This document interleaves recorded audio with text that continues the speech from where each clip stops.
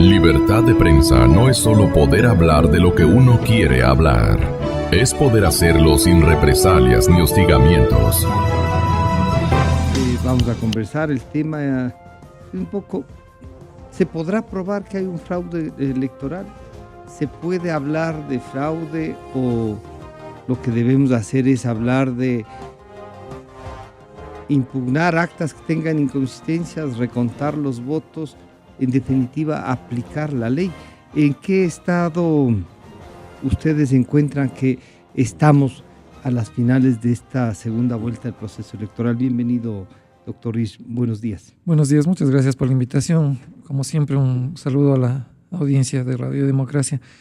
Estamos en un momento complejo en el sentido, además, de que se nota una situación entre la ciudadanía que quisiera tener lo más rápido posible respuestas a las demandas y a las inquietudes sobre las denuncias del supuesto fraude que se habría cometido, que tal como se mira en las redes sociales, tal como ha sido expuesta por algunos líderes, sobre todo líderes de la oposición, va más allá de inconsistencias eventualmente establecidas en algunas de las actas. Pero claro, todo esto tiene que probarse. Yo había señalado, y lo quisiera recordar acá, que la configuración del fraude no es un tema que se maneje de un día a otro, que se prepare con poquísima antelación. El fraude no es solo el resultado. Así es, el conteo. Es un proceso. Aquí, entre otras cosas, estamos en medio de un contexto en el que durante 10 años hemos vivido en una situación democráticamente muy endeble, con todas las instituciones tomadas o cooptadas por el Estado. El Estado ha sido el principal candidato en las elecciones, no solamente en esta, sino en las anteriores. Ha tenido una participación absolutamente abierta y fuera de toda posibilidad de control, precisamente porque las instituciones de control electoral, de fiscalización, han sido cooptadas previamente, y eso es actuar con ventaja frente a cualquier posibilidad de que la oposición ahí sí hay pasos que uno podría decir, deja la sospecha de que esto ha sido un fraude. El tema es que eso puede ser cuestionado, pero si no está configurado legalmente como una situación absolutamente clara de fraude, da para evidentemente un cuestionamiento de tipo político, incluso jurídico, ético, por cierto, pero si no está legalmente configurado como esa circunstancia, hablar de eso, es difícil. Pero se sale de ese contexto, se vienen las elecciones de primera y segunda vuelta, y lo que tenemos es una cadena de sucesos que lo menos que hacen es ponernos a todos los ciudadanos, o a la mayoría de ciudadanos, en una condición de sospechar de que lo que ocurrió no estuvo absolutamente ligado a las mejores prácticas democráticas, por no expresarlo en otros términos. Y finalmente sí se violan legalmente algunos espacios. Por ejemplo, el artículo 141 del Código de la Democracia, que señala claramente que no se pueden, antes del escrutinio oficial, que debería ocurrir nunca antes de los 3 días 6, después de las elecciones, claro, o sea, y tampoco después del 7. Exactamente, oficializar los resultados. Entonces no es que aquí se ha trabajado en tiempo récord, como dice el presidente del Consejo Nacional Electoral, y somos un ejemplo para el mundo. Por favor, eso es una cosa que no tiene ningún asidero, es una falta de respeto a la inteligencia política de los ecuatorianos, y no se diga a nivel internacional también. No se cumple siquiera esa norma. De manera que lo que hay que esperar es que, como dijo el alcalde Nebot, el alcalde de Guayaquil, efectivamente creo tenga la capacidad de probar que más allá de alguna que otra inconsistencia, efectivamente se configuró aquí una figura de fraude, y que estas impugnaciones sean tratadas legalmente, jurídicamente, de una manera adecuada. Lo que además se complementa desde la perspectiva de la oposición con la activación de la movilización ciudadana. ¿Cuáles serán los límites en todo el país? ¿Cuáles serán los límites de esta movilización? ¿Hasta dónde podrá conducir esto? Es extender las elecciones, a lo que habíamos en algún momento señalado en un artículo que escribimos, el inicio de la tercera vuelta. Estas elecciones no se acabaron el 2 de abril. Vamos a tener que fijar sí, otra señor, fecha. Porque además viene para cualquiera de los dos binomios que llegue al poder, si se mantiene el binomio de Lasso-Glass, que parece que es lo más probable, vamos a tener una época muy complicada en lo político, en lo económico, en lo social, que solamente tendrá posibilidades de resolverse si es que cualquiera de ellos logra establecer puentes y tener posibilidades de diálogo con la oposición en la Asamblea y fuera de ella. Marlon, ¿se puede configurar todo esto que además Gustavo nos ha analizado y nos ha abierto unas puertas, varias, para ver por dónde puede encontrar una válvula de salida la sociedad ecuatoriana? Algunos dicen estamos en pie de lucha, ¿no? Y otros también están en pie de lucha para defender lo que dicen que han ganado en las urnas. ¿Es irreversible esto, como dijo el presidente del Consejo Nacional Electoral? Bienvenido nuevamente, buenos días. Buenos días, Francisco. Un saludo a Gustavo y un saludo a toda la audiencia de Democracia. Al gobierno le interesa que la gente asuma que ya los hechos están consumados. Y obviamente la declaración de ayer del presidente del Consejo Nacional Electoral fue en ese sentido. Como autoridad máxima de este proceso, prácticamente lo que hizo fue una proclamación de los resultados. Obviamente, como bien ha dicho Gustavo, violando un artículo, el 141 mencionó, del Código de la Democracia, que da los tiempos legales para este tipo de actos. Pero que él mismo además dijo que que tenía la apertura de las impugnaciones. Sí, también, exactamente, esa es la contradicción del señor Pozo, de que por un lado dice que es irreversible y sabiendo que la diferencia no es amplia, más bien es corta, dice, bueno, abramos las impugnaciones, pero no va a pasar nada. Eso es prácticamente lo que dijo. O sea, ¿se podría configurar ahí un prevaricato, como dicen los abogados? Le escuché anoche eso a Andrés Páez en su discurso que dio aquí en la avenida 6 de diciembre frente al CNE, diciendo que hoy iba a poner una denuncia penal, obviamente, en contra del presidente del CNE porque ha configurado el delito de prevaricato. Bueno, eso habría que analizarlo, ¿no? Habría que analizarlo jurídicamente. Él dice que sí porque anticipó criterio siendo el juez máximo de un proceso de impugnación que todavía ni siquiera se ha dado, todavía no comienza.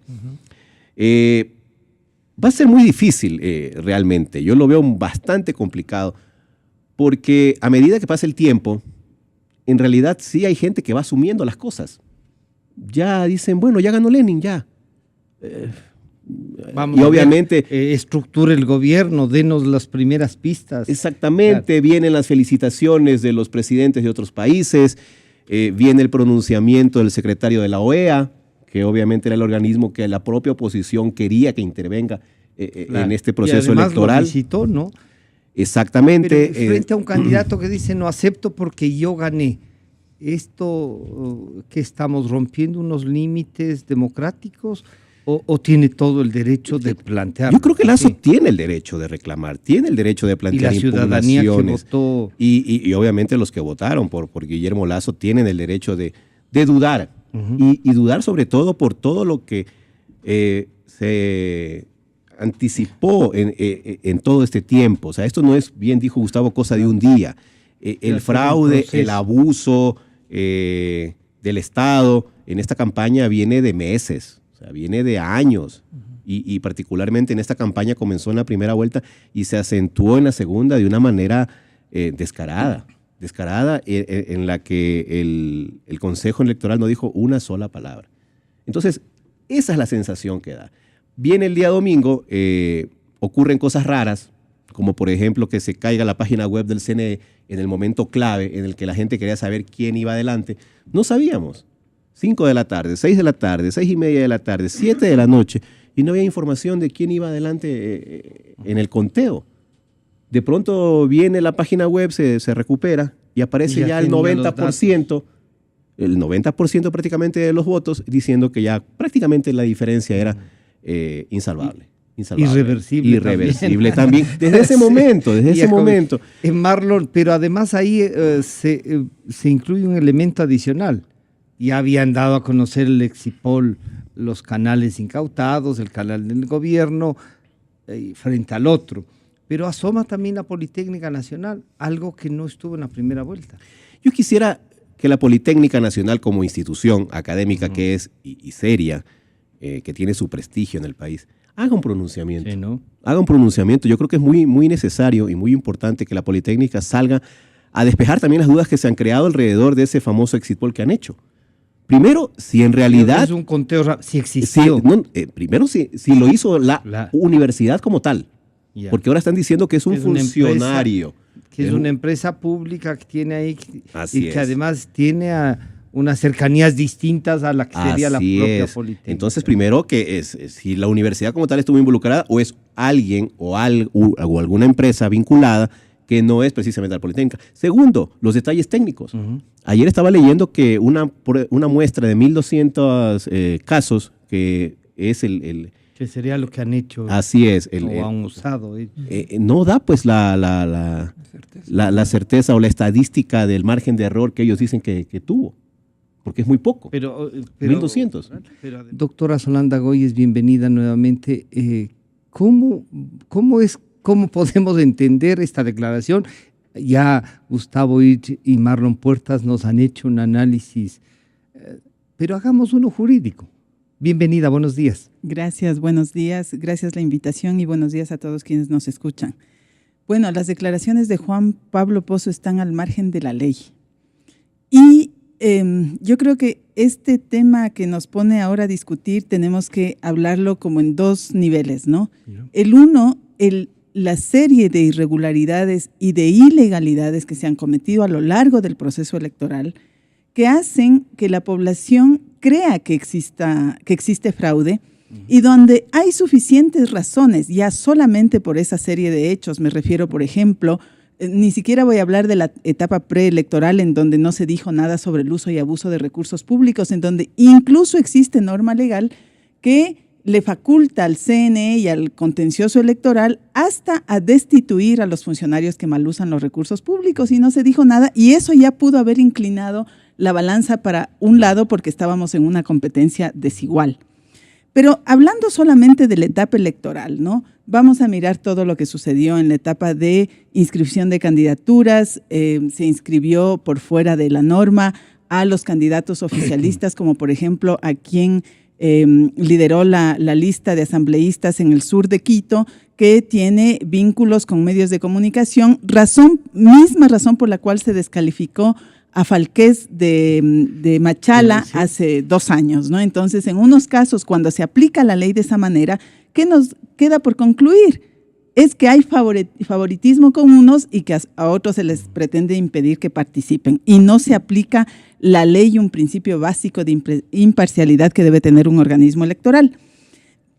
Pero luego, ya mirando la etapa misma, para no hacer larga la exposición, primero decidieron, por ejemplo, no sacar el tercer ejemplar del acta de escrutinio, que era la que tenía que publicarse en el lugar donde funcionan las juntas receptoras del voto. Y ha pretendido Juan Pablo Pozo engañarnos diciendo que con el resumen de resultados, que es un documento diferente, que no tiene la misma cantidad de datos y seguridades que tiene el acta, ha pretendido decirnos que con eso se subsanaba. Nunca se subsana un hecho legal. Un funcionario público está obligado a cumplirlo, no a interpretarlo. Entonces, no lo hizo. Allí uno se pregunta, ¿qué esconden? Porque ese ejemplar del acta es el único que físicamente podían manipularlos, tener acceso físicamente las organizaciones políticas, como para decir, a ver, efectivamente es esto el resultado que en el ejemplar número 2 tiene que ser procesado por parte de las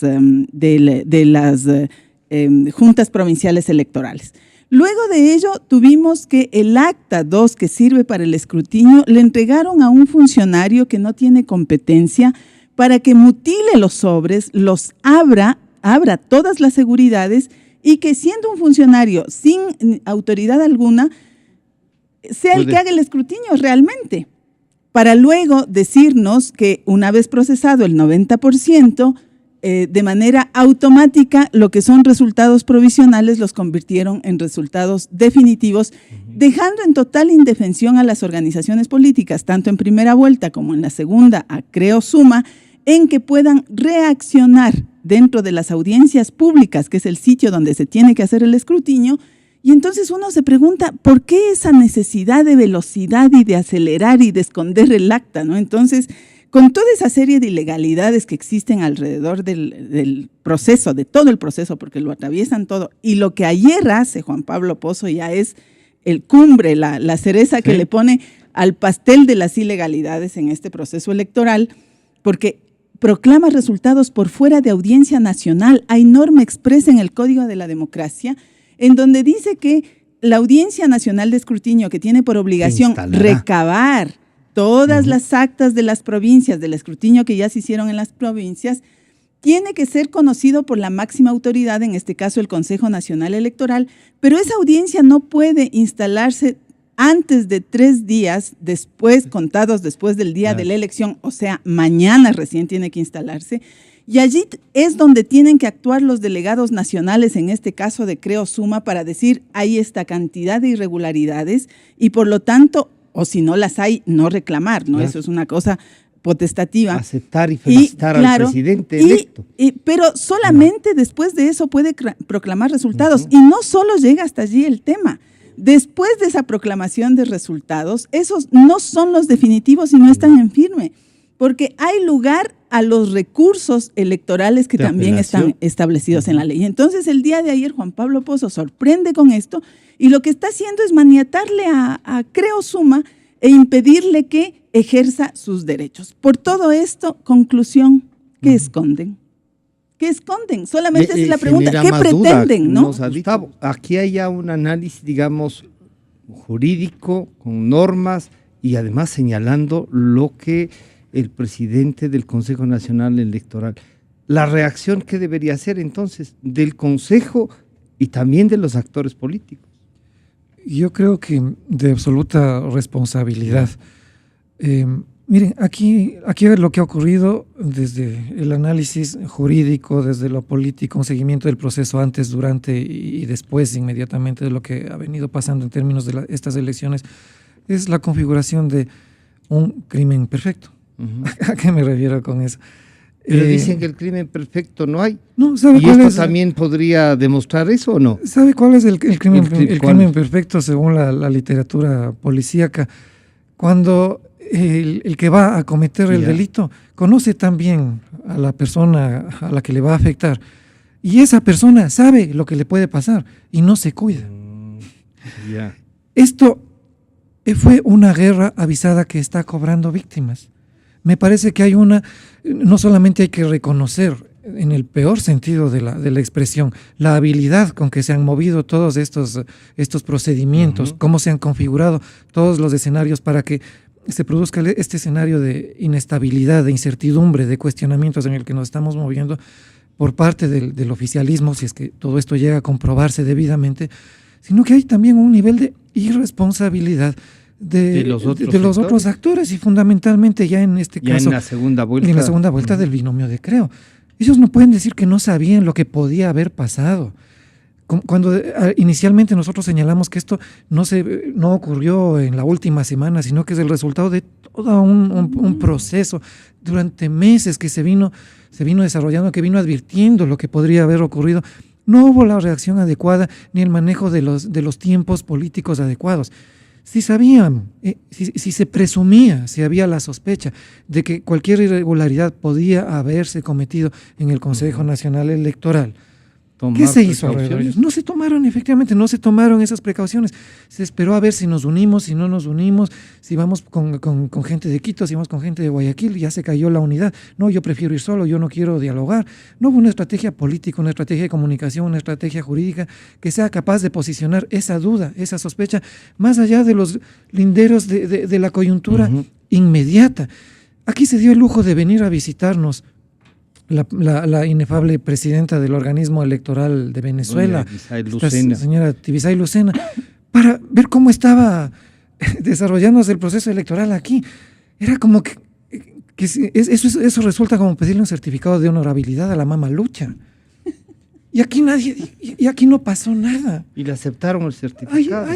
Aparentemente sí, pues porque finalmente llegamos ahora a lamentarnos y a decir, miren lo que ha pasado, miren todo lo que ha ocurrido.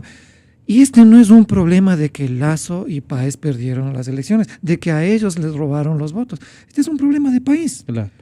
Tanto la gente de Alianza País, los ecuatorianos que votaron por ese binomio, que creen que el señor Moreno puede, como presidente electo, va a tener un estilo de gobierno distinto al del presidente saliente, que va a poder reencauzar la economía, la sociedad, la política, en términos de mayor armonía, de mayor seriedad, menos canto, menos relajo, menos abuso, que va a ser una persona que efectivamente cumpla su ofrecimiento de tender la mano, tanto ellos cuanto la oposición. Y todos somos, y los ecuatorianos, fundamentalmente los ecuatorianos, los millones de ecuatorianos, necesitamos ese respiro democrático, institucional, para poder trabajar en paz, para poder vivir en paz. Entonces hay una responsabilidad también que aquí fue eludida olímpicamente por la candidatura que ahora está impugnando esta situación. Y yo no soy muy optimista en el sentido de que esto pueda finalmente conducir a que ese binomio, el binomio de la oposición, pueda posicionar una situación distinta.